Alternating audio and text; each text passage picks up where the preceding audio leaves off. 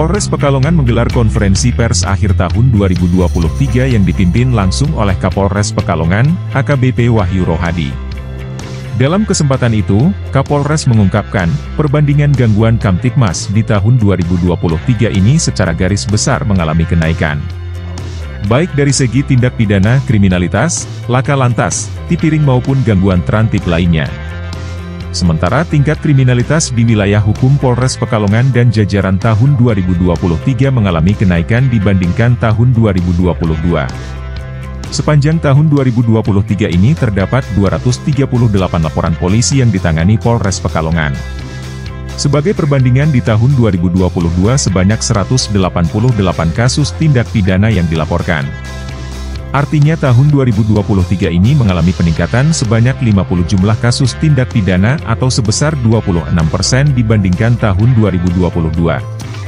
Dari 238 laporan kriminalitas, terdapat 10 kasus terbesar yang mendominasi diantaranya 44 kasus curat, 28 kasus tipu gelap, dan 25 kasus narkoba.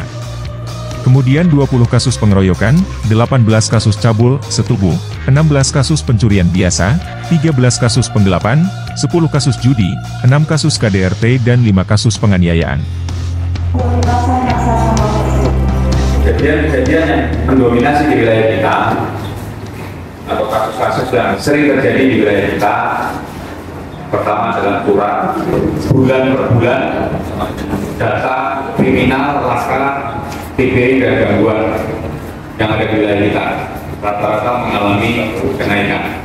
Bulan ini tahun 2023, mengalami peningkatan yang tadinya 151 kasus menjadi 186 kasus. Untuk tindak pidana menonjol, Polres Pekalongan berhasil mengungkap peredaran uang palsu, curat, dan juga kasus narkoba. Begitu pula dengan kejadian laka lantas yang juga mengalami kenaikan dibandingkan tahun 2022. Selama tahun 2023, data laka lantas di wilayah hukum Polres Pekalongan 264 kejadian, sementara di tahun 2022 sebanyak 238 kejadian. Dapat disimpulkan, laka lantas naik 26 kejadian atau 10%. Terkait dengan bencana alam, pihak Polres Pekalongan juga telah berkoordinasi dengan beberapa instansi terkait guna penanganan yang maksimal. Terdapat 18 bencana alam yang terjadi, diantaranya tanah longsor, puting beliung dan karhutla.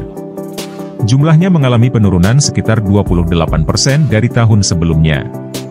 AKBP Wahyu menegaskan, ke depan Polres Pekalongan akan terus berupaya memperbaiki diri sehingga pelaksanaan tugas Polres Pekalongan semakin baik.